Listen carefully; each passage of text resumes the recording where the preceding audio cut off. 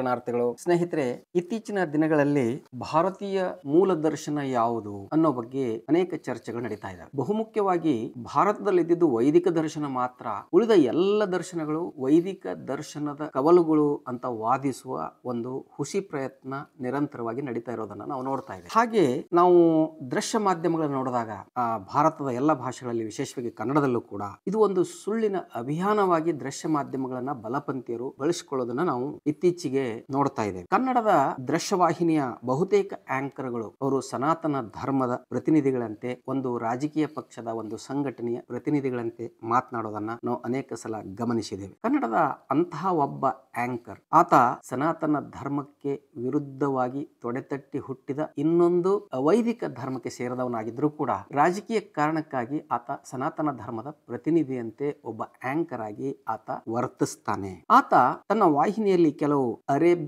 ಅರೆಬರೆ ತಿಳಿದುಕೊಂಡಂತಹ ವಿದ್ವಾಂಸರನ್ನ ಕರೆದು ಕೂರಿಸಿಕೊಂಡು ಭಾರತದಲ್ಲಿರುವ ಎಲ್ಲ ದರ್ಶನಗಳು ಸನಾತನ ವೈದಿಕ ಧರ್ಮದ ಕವಲುಗಳು ಅನ್ನುವ ವಾದವನ್ನ ಮುಂದಿಡ್ತಾ ಬರೋದನ್ನ ನಾವು ನೋಡ್ತಾ ಇದ್ದೇವೆ. ಹೀಗೆ ಆತ ಒಂದು ಸಲ ತನ್ನ ವಾಹಿನಿಯಲ್ಲಿ ಬುದ್ಧ, ಬಸವಣ್ಣ ಸನಾತನ ಧರ್ಮದ ವೇದ ಉಪನಿಷತ್ತುಗಳ ಅಂಶಗಳನ್ನೇ ಬೋಧಿಸಿದರು ಅನ್ನುವ ಒಂದು ಸುಳ್ಳು ವಾದವನ್ನ ಪ್ರತಿಪಾದಿಸುವ ವಿದ್ವಾಂಸರನ್ನ ಕುಂದಿರಿಸಿಕೊಂಡು ಮಾತನಾಡೋದನ್ನ ನೋಡ್ತೇವೆ. ಹಾಗೆ ಒಂದು ಸಲ ಆತ ವಾಹಿನಿಯಲ್ಲಿ ಒಬ್ಬ ಅರೆಬಂದ ವಿದ್ವಾಂಸೆಯನ್ನ, ಹೆಣ್ಣುಮಗಳನ್ನ ಕೂರಿಸಿಕೊಂಡು ಮಾತನಾಡ್ತಿರ್ತಾನೆ. ಆಕೆ ಹೇಳ್ತಾಳೆ, ಗೌತಮ ಬುದ್ಧ ಉಪನಿಷತ್ತುಗಳ ಋಷಿ.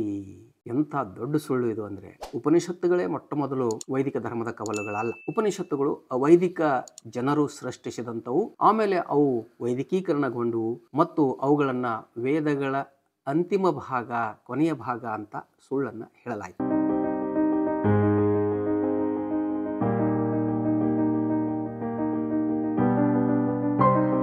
ಉಪನಿಷತ್ತುಗಳು ಗೌತಮ ಬುದ್ಧನ ಮೊದಲು ಅಸ್ತಿತ್ವದಲ್ಲಿ ಇರಲಿಲ್ಲ ಅಂತ ನಾನು ಅಂದ್ಕೊಳ್ತೇನೆ. ಹೀಗೆ ಗೌತಮ ಬುದ್ಧನನ್ನ ಉಪನಿಷತ್ತುಗಳ ಋಷಿ ಅಂತ ಒಂದು ಹಸಿ ಸುಳ್ಳನ್ನ ಸತ್ಯದ ತಲೆ ಮೇಲೆ ಹೊಡೆದಂತೆ ಆ ಅರೆಬೆಂದ ವಿದ್ವಾಂಸೆ ಅಥವಾ ವಿದ್ವಾಂಸಕಿ ಹೇಳುತ್ತಿರುವುದನ್ನ ನಾವು ಕೇಳಿದಾಗ ನಗು ಬರದೆ ಇನ್ನೇನು ಆಗ್ಲಿಕ್ಕೆ ಸಾಧ್ಯ ಇಲ್ಲ. ಈ ಸನಾತನಿಗಳಿಗೆ ತಮ್ಮದು ಅಂತ ಹೇಳಿಕೊಳ್ಳಲು ಏನೂ ಇಲ್ಲದೆ ಇರುವಾಗ ಕೊನೆಗೆ ಉಳಿಯೋದೇನು? ಸನಾತನಕ್ಕೆ ವಿರುದ್ಧವಾಗಿ ಹುಟ್ಟಿದ ಎಲ್ಲ ದರ್ಶನಗಳು ನಮ್ಮವು ಅಂತ ಸುಳ್ಳನ್ನು ಹೇಳ್ತಾ ತಿರುಗೋದು. ಬುದ್ಧ ಈ ನೆಲದ ಶ್ರಮಣ ದರ್ಶನದ ಒಬ್ಬ ರೂವಾರಿ ಮತ್ತು ದಾರ್ಶನಿಕ. ಈ ಶ್ರಮಣ ದರ್ಶನ ಅನ್ನುವಂಥದ್ದು ವೇದ ಉಪನಿಷತ್ತುಗಳಿಗೆ ವಿರೋಧವಾದ ಪರಂಪರೆ.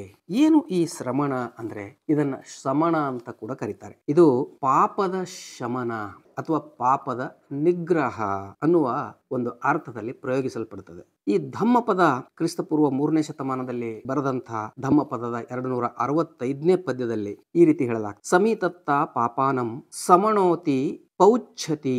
ಅಂದರೆ ಪಾಪಗಳನ್ನು ಶಮನ ಮಾಡಿದವನನ್ನ ಶಮಣ ಎಂದು ಕರೆಯಲಾಗುವುದು.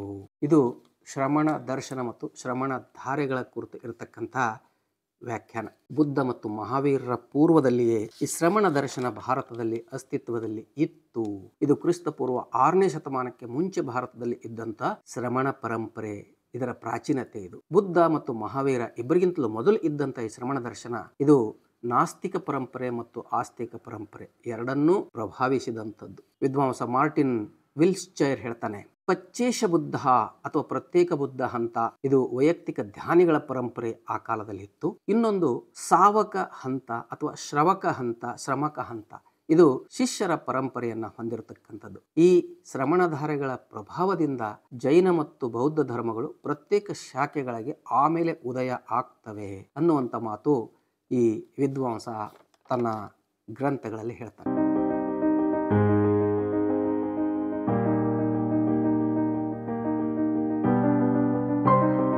ಈ ಶಾಂಖ್ಯ, ಜೈನ, ಅಜೀವಕ, ಬೌದ್ಧ, ಮುನಿಗಣ ಹಾಗೂ ಶ್ರಮಣರು ಇವರು ಪ್ರಚಾರ ಮಾಡೋದು ಶ್ರಮಣ ದರ್ಶನವೇ ಹೊರತು ವೈದಿಕ ದರ್ಶನ ಅಲ್ಲ. ಇವುಗಳಲ್ಲಿ ಬರ್ತಕ್ಕಂತಹ ವಾದಗಳು ಯಾವ್ಯಾವು ಅಂದ್ರೆ, ಮೊದಲನೆಯದು ಸಂದೇಹವಾದ, ಸೆಪ್ಟಿಸಮ್ ಅಂತಾರೆ. ಇದು ವಿಷಯಗಳ ಬಗ್ಗೆ ನಿರ್ದಿಷ್ಟ ನಂಬಿಕೆ ಅಥವಾ ತೀರ್ಮಾನಕ್ಕೆ ಬರದೇ ಇರುವ ಮತ್ತು ಎಲ್ಲವನ್ನು ಶಂಕಿಸುವ ನಿಲುವು.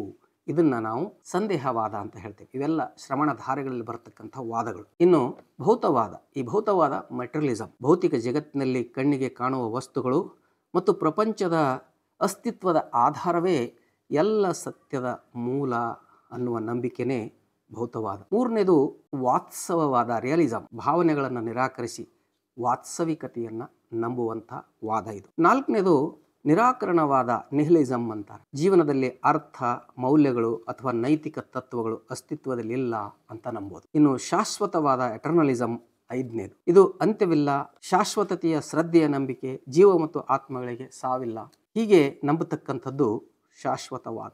ಎಲ್ಲ ಮೇಲಿನ ತತ್ವಗಳ ಪರಂಪರೆ ಪ್ರಾಚೀನ ಭಾರತದ ಈಶಾನ್ಯ ಉತ್ತರ ಪ್ರದೇಶ ಮತ್ತು ಬಿಹಾರದಲ್ಲಿ ಹಿಂದಿನ ಕಾಲದಲ್ಲಿ ಪ್ರಚಲಿತದಲ್ಲಿದ್ದುವು.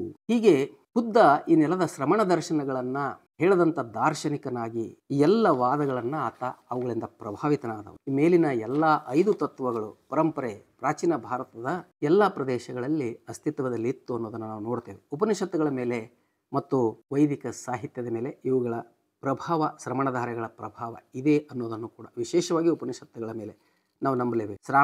ಶ್ರಾಮಣರು, ಮುನಿಗಳು, ಪರಿವ್ರಜಕರು ಬೋಧಿಸಿದ ಅವೈದಿಕ ತತ್ವಗಳು ಉಪನಿಷತ್ನಲ್ಲಿ ಒಂದಷ್ಟು ಕಾಣಸಿಗ್ತವೆ ನಮಗೆ. ನಾವು ಗೌತಮ ಬುದ್ಧರನ್ನ ತೆಗೆದುಕೊಂಡು ನೋಡಿದಾಗ ಗೌತಮ ಬುದ್ಧರದು ಹಿನ್ನೆಲೆ ಅವೈದಿಕ ಹಿನ್ನೆಲೆ. ಅವರ ಹೆಸರು ಸಿದ್ಧಾರ್ಥ ಗೌತಮ ಅಥವಾ ಸಿದ್ಧತ್ತ ಗೌತಮ.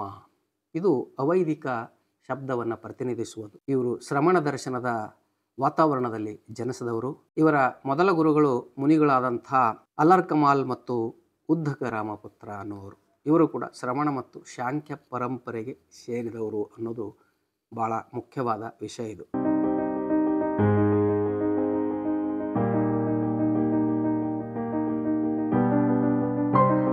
ಇನ್ನು ಶಾಂಖ್ಯ ದರ್ಶನ ಕೂಡ ಅವೈದಿಕವಾಗಿದ್ದು ಇದು ವೈದಿಕ ದರ್ಶನಕ್ಕೆ ವಿರುದ್ಧವಾಗಿ ಹುಟ್ಟಿದಂಥದ್ದು. ಇದರ ಮೂಲ ಕಪಿಲ ಮುನಿ. ಅವರ ಶಿಷ್ಯರು ಶಾಕ್ಯ ಗಣರಾಜ್ಯವಾದ ಕಪಿಲವಸ್ತವನ್ನ ಸ್ಥಾಪಿಸಿದರು ಅಂತ ನಮಗೆ ಗೊತ್ತಾಗ್ತದೆ. ಈ ಶಾಂಖ್ಯ ಯೋಗ ಪದ್ಧತಿ ಕೂಡ ಜೈನ ಬೌದ್ಧರಂತೆ ಒಂದು ಪ್ರತ್ಯೇಕ ದರ್ಶನವಾಗಿ ಬೆಳೆಯಲಿಲ್ಲ. ಅದು ಆನಂತರ ಬ್ರಾಹ್ಮಣೀಕರಣಗೊಂಡಿತು. ಹಾಗಾಗಿ ಇವತ್ತು ಶಾಂಖ್ಯವನ್ನ ವೈದಿಕದಲ್ಲಿ ನೋಡಲಾಗ್ತದೆ ಹೊರತು ಅದು ಅವೈದಿಕವಾದ ಶ್ರಮಣ ದರ್ಶನದಲ್ಲಿ ಬರ್ತಕ್ಕಂಥ ಬುದ್ಧ ಪೂರ್ವದ ಒಂದು ದರ್ಶನ. ಈ ಶ್ರಮಣ, ಶಮಣ ಅನ್ನುವಂಥ ಶಬ್ದಗಳು ಎಲ್ಲವೂ ಕೂಡ ನೆಲಮೂಲದ ಅವೈದಿಕ ದರ್ಶನದ ಭಾಗಗಳಾಗ್ತವೆ. ಹಾಗಾಗಿ ಈ ನೆಲಮೂಲದ ಮುಖ್ಯ ದರ್ಶನ ಅವೈದಿಕ ಶ್ರಮಣ ದರ್ಶನಗಳು, ಶ್ರಮಣ ಧಾರೆಗಳು. ಇಲ್ಲಿ ಬರುವ ಬುದ್ಧ, ಜೈನ, ಲಿಂಗಾಯತ, ಈ ಸಿದ್ಧ, ನಾಥ, ಅಜೀವಕ, ಹೀಗೆ ಅನೇಕ ದರ್ಶನಗಳು ಬರ್ತವೆ. ಕೊನೆಗೆ ಲಿಂಗಾಯತ ದರ್ಶನ, ವಚನ ದರ್ಶನ. ಬಸವಣ್ಣನವರು ಸನಾತನ ವೈದಿಕ ಪರಂಪರೆಯ ಮನೆತನದಲ್ಲಿ ಹುಟ್ಟಿದ್ರು ಕೂಡ ಅದನ್ನು ನಿರಾಕರಿಸ್ತಾ, ಧಿಕ್ಕರಿಸ್ತಾ, ಬ್ರಾಹ್ಮಣ್ಯ ಅನ್ನೋದೇ ಒಂದು ಈ ನೆಲಕ್ಕೆ ಶಾಪ ಅನ್ನುವ ಪ್ರತಿಪಾದನೆಯನ್ನು ಮಾಡ್ತಾ ಅವರು ಹೊರಗೆ ಬಂದು ಅದಕ್ಕೆ ಸಂಪೂರ್ಣವಾಗಿ ತದ್ವಿರುದ್ಧವಾದಂಥ ಅವೈದಿಕ ವಚನ ದರ್ಶನವನ್ನು ಅವರು ಪ್ರತಿಪಾದನೆ ಮಾಡ್ತಾರೆ. ಹಾಗಾಗಿ ಬಸವಣ್ಣನನ್ನ ವೇದಭಂಜಕ ಬಸವಣ್ಣ ಅಂತ ಕರೆಯಲಾಗ್ತದೆ. ಬಸವಣ್ಣ ಮತ್ತು ಬಸವಾದಿ ಶಿವಶರಣ ತಮ್ಮ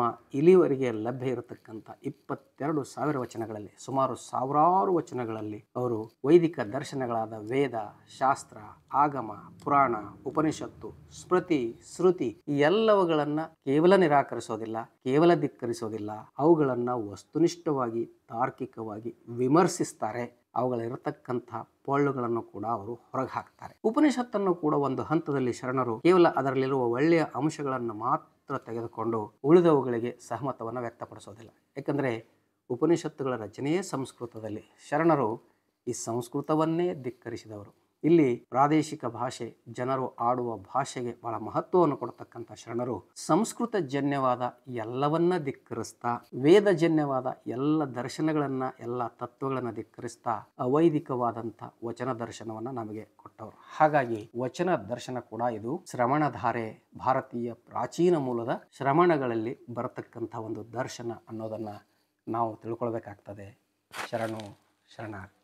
ಸತ್ಯವನ್ನು ಪ್ರತಿಪಾದಿಸುವ, ಜನರನ್ನು ಜಾಗೃತಿಗೊಳಿಸುವ ನನ್ನ ವಿಡಿಯೋಗಳನ್ನು ತಪ್ಪದೆ ಎಲ್ಲರೂ ನೋಡುತ್ತೀರಿ. ನೋಡಿದಾದ ಮೇಲೆ ಈ ವಿಡಿಯೋಗಳನ್ನು ನೀವಷ್ಟೇ ನೋಡಿ ಮರೆತು ಬಿಡದೆ ನಿಮ್ಮ ಸಮೀಪದ ಬಂಧುಗಳಿಗೂ ಸ್ನೇಹಿತರುಗಳಿಗೂ ಹಂಚಿಕೊಳ್ಳುವುದನ್ನು ಮರೆಯದೆ ನನ್ನ ಈ ಚಾನಲ್ನಲ್ಲಿ ಬರತಕ್ಕಂಥ ಜಾಯಿನ್ ಆಪ್ಷನನ್ನು ನಿಮ್ಮದಾಗಿಸಿಕೊಳ್ಳಿ. ಈ ಚಾನಲ್ಗೆ ಸದಸ್ಯರಾಗುವ ಮೂಲಕ ಚಾನಲನ್ನು ಬಲಪಡಿಸುವ ಕಾರ್ಯ ನೀವು ಮಾಡ್ತಾ ಹೋದರೆ ನಾನು ಕೂಡ ಅನೇಕ ನಿಗೂಢವಾಗಿ ಮರೆಯಾದ ವಿಷಯಗಳು ತಮ್ಮೆದುರುಗಡೆ ಇಡ್ತಾ ಹೋಗ್ತೇನೆ. ಎಲ್ಲರಿಗೂ ಶರಣು.